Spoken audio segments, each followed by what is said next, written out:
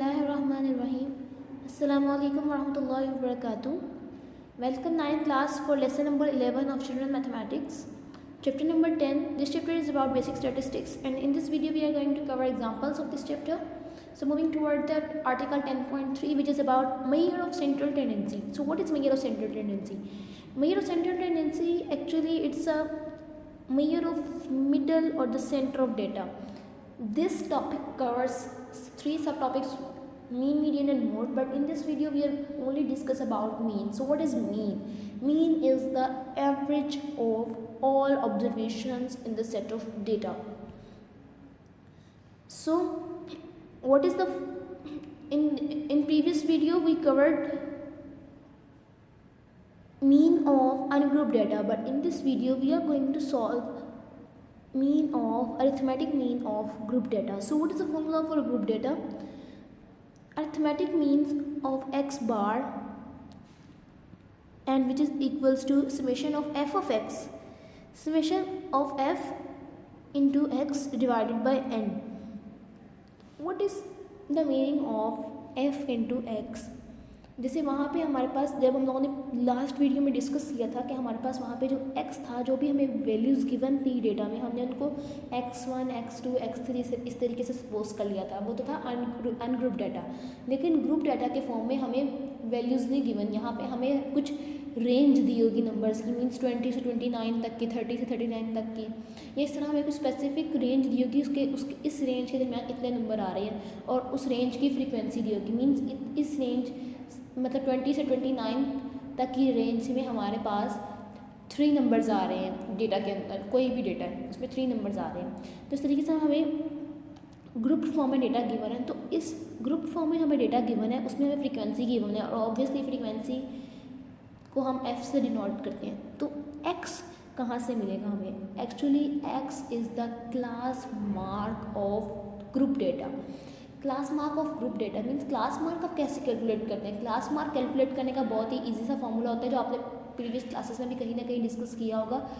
8th class में भी ये डिस्कस करते हैं स्टूडेंट्स कि क्लास मार्क कैलकुलेट करने के लिए आप लोग अपने जो भी आपको इंटरवल गिवन है उसकी लोअर लिमिट और अपर लिमिट को ऐड करके 2 पे डिवाइड कर देंगे आप, राइट? तो हम यही काम करेंगे और अपना क्लास मार्क कैलकुलेट कर लेंगे. सो यहाँ पे इन्होंने आपको 2 फॉर्मूलाज दिए हुए हैं. यहाँ पे इन्होंने डिनोमिनेटर में n लिखा है और इस जगह पे इन्होंने डिनोमिनेटर में f लिखा हुआ है. What is the meaning of summation of f? They said n is actually the summation of f, means sum of frequency is actually n. जो हमारे पास सम ऑफ फ्रीक्वेंसी होगी वही हमारे पास n के इक्वल होगा. सो स्टार्ट करते हैं example number 2. So example number 2 is about find the arithmetic mean for the following distribution showing mark obtained by 50 students in mathematics in the annual exams. उन्होंने हमें students बता भी दिए हैं कि 50 स्टूडेंट्स हैं. अच्छा, अब तो कह रहे हैं कि अगर 20 से 24 तक के जिनके मार्क्स आए हैं वो सिर्फ एक ही स्टूडेंट है ऐसा जिसके 20 से 24 के दरमियान मार्क्स आए हैं, और जिनके 25 से 29 के दरमियान मार्क्स आए हैं ऐसे 4 स्टूडेंट्स हैं, और जिनके 30 से 34 के दरमियान मार्क्स आए हैं ऐसे 8 स्टूडेंट्स हैं, और 35 से 39 की रेंज में आने वाले 11 स्टूडेंट्स हैं, 40 से 44 की रेंज में आने वाले 15 स्टूडेंट्स हैं, 45 से 49 की रेंज में आने वाले 9 स्टूडेंट्स हैं, और 50 से 54 की रेंज में आने वाले 2 स्टूडेंट्स हैं. तो अब हम स्टार्ट करते हैं. ओके, आपको यहाँ पे एक टेबल नज़र आ रहा है. आपने इसको ग्रुप डेटा का अगर क्वेश्चन होगा तो आपने उसका अरिथमेटिक मीन कैलकुलेट करने से पहले आपको ये टेबल बनाना पड़ेगा.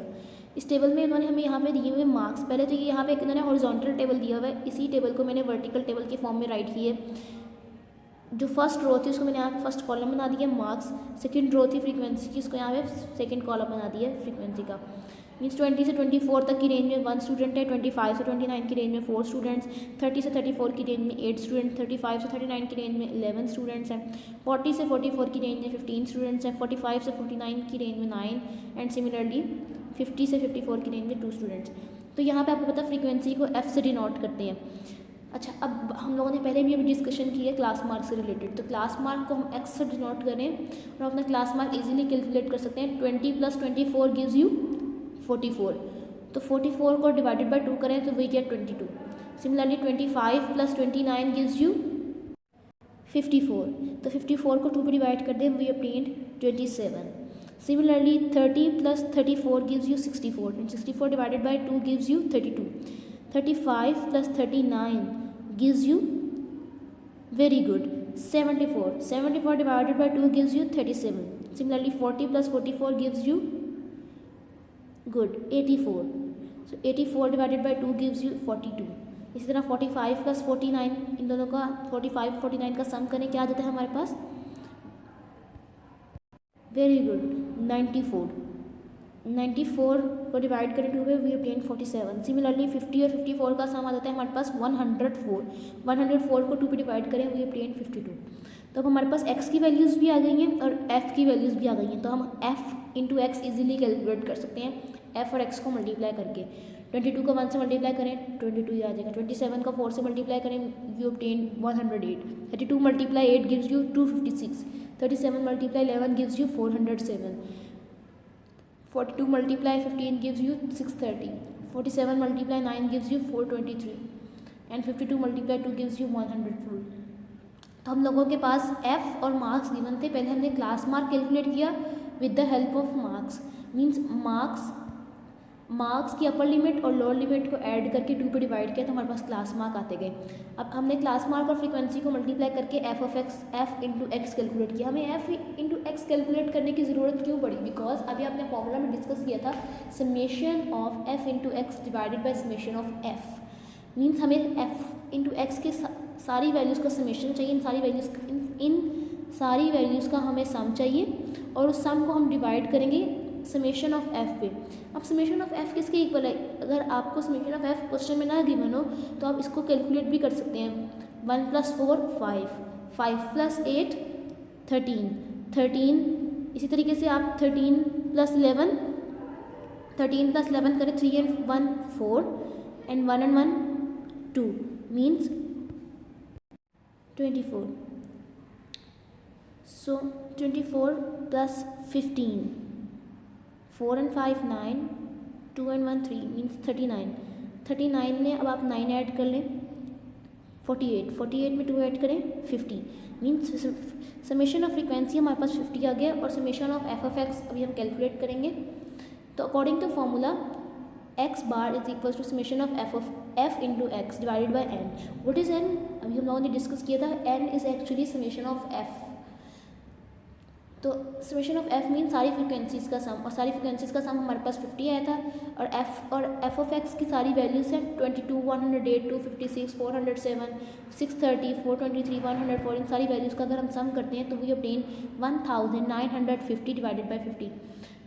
इनको डिवाइड करेंगे, डिवाइड करने के बाद finally you obtain answer which is 39.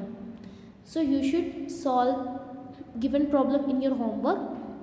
इस प्रॉब्लम को आप इजीली इसका स्क्रीनशॉट लेके इसको सॉल्व कर सकते हैं. What is the problem, find the arithmetic mean for the following distribution showing the marks of, there is little bit mistake, so showing the marks obtained by students in mathematics in the annual exam. अब number of student आपको given नहीं है यहाँ पर, तो आप easily अपने पहले समेशन ऑफ फ्रीक्वेंसी कैलकुलेट कर लेंगे. जो समेशन ऑफ फ्रीक्वेंसी होगी वही आपके पास टोटल नंबर ऑफ स्टूडेंट्स होंगे. आपको ग्रेड्स गिवन है, इजीली आप पहले अपने इन हॉरिजॉन्टल कॉलम्स को वर्टिकल फॉर्म में लिखें, फिर आप क्लास मार्क कैलकुलेट करें. f की वैल्यू गिवन है, क्लास मार्क कैलकुलेट करने के बाद आप f और x का प्रोडक्ट कैलकुलेट करके नेक्स्ट कॉलम बनाएं और फिर according to formula arithmetic mean calculate करें इसका. Thank you so much. अल्लाह हाफिज़.